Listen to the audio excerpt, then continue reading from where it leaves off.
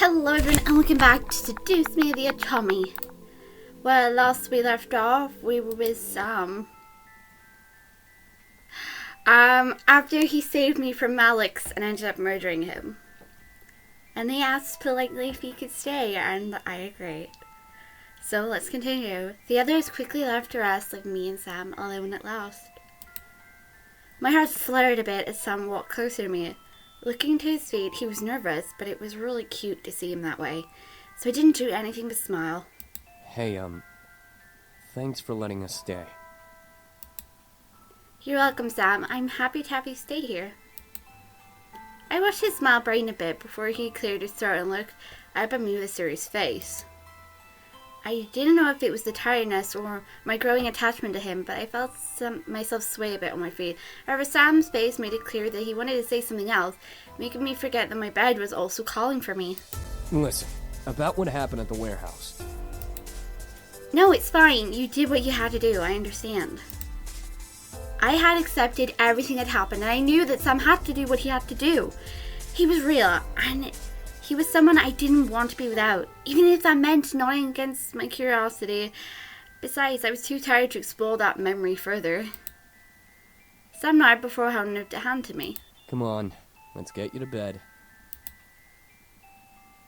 I nodded before Sam gently lifted me up into his arms like a bride and carried me to my room. I didn't want to leave his arms, leaning my head against Sam's chest, but eventually I was slowly lowered to my bed and covered with my bed covers. I was still in my school clothes, but I was too tired to strip or care. I looked at Sam, fighting a yawn from escaping me as he gently ran a hand over my hair. Get some sleep, alright? I'll make some breakfast again for you in the morning. So it was Sam! I nodded with a tired smile before watching him slowly stand and leave my room, closing the door. A wave of happiness washed over me as I laid in bed.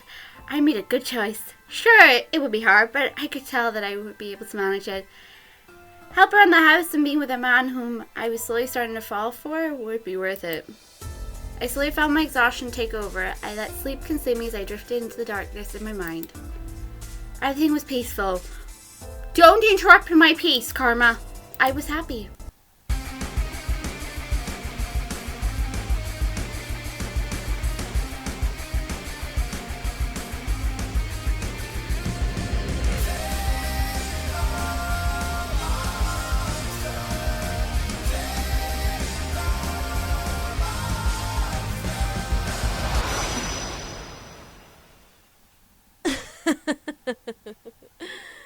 You are an interesting creature.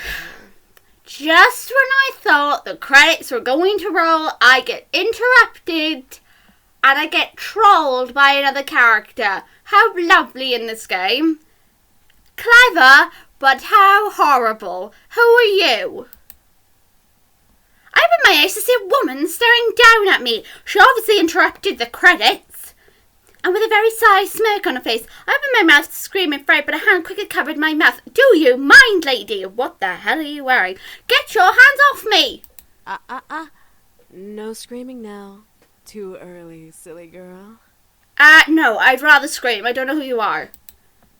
I could only stare at the woman above me. I still felt weak, not having the strength to move and fight her off. What was going on? Why was she here? Why did she interrupt the credits? Why do the boys like you? You're unique, yes, but that can't be all that you have going for you. Rage began to consume my core again. This woman, whoever she was making me mad. She had known, as she let another smirk grow onto her face. Ooh, you're feisty. That could be why. Before I could bite her hand in anger, she moved her hand from my lips, standing up and staring down at me from her place next to my bed. Where did she come from? I quickly sat up and glared daggers at the intruder. She was very beautiful, but I felt more anger than amazement. Amazement. Who are you? What are you doing here? How'd you get in? Why are you here? Why'd you interrupt the credits?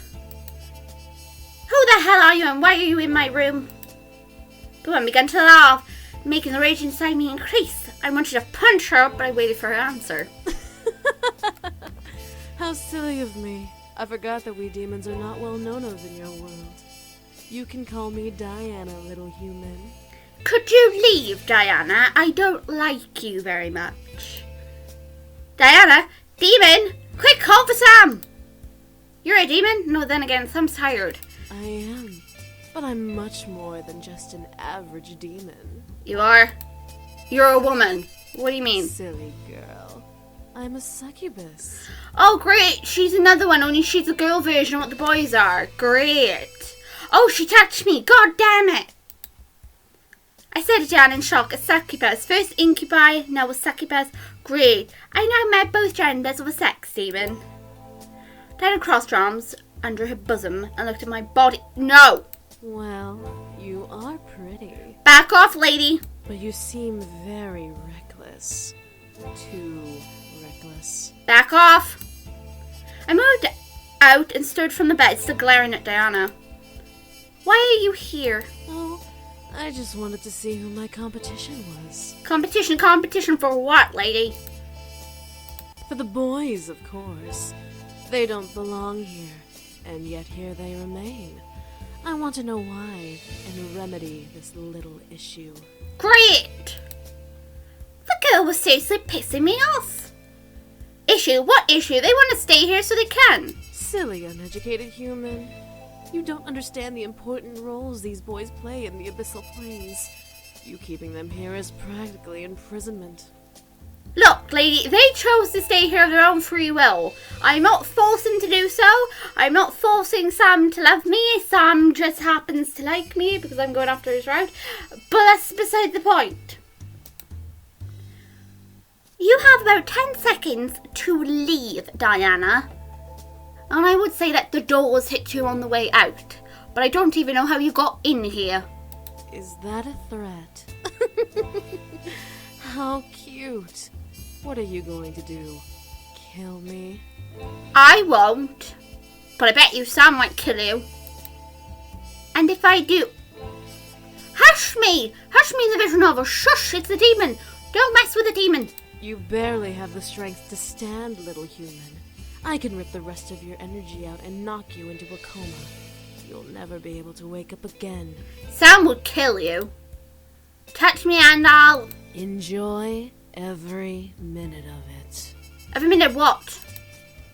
I felt my body freeze and heat up to almost a painful haze. My mind began to feel dizzy as Diana stepped to me and caressed my cheek. Oh gosh, she's going to try to put me in a coma.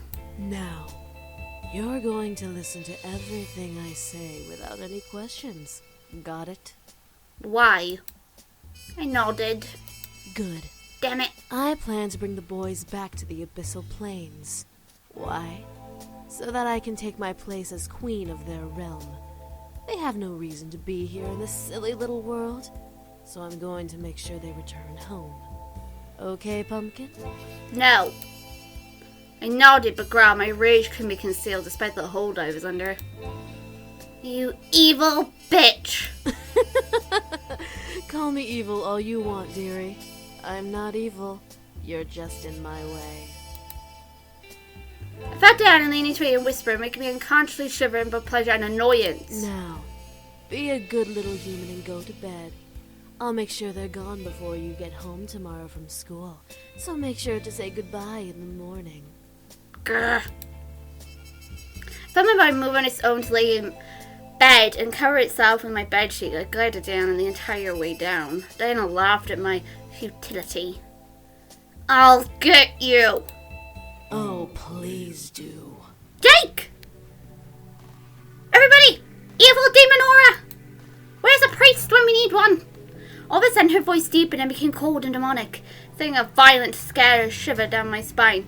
Her red eyes practically illuminating the dark of my room as she glared at me. Give me a reason to make your life a living hell.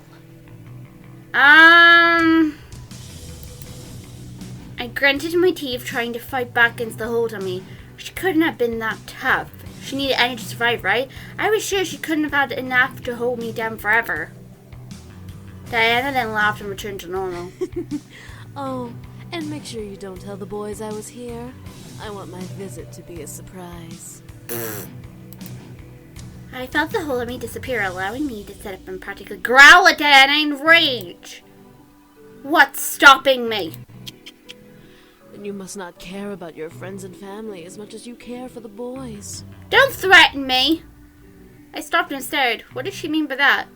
Was that a threat to my family? Diana smirked at me, knowing the confusion behind my eyes. Let's just say that if you tell the boys about me, I'll make sure that no one will care for you, and you'll be all alone in this little house until the day you die.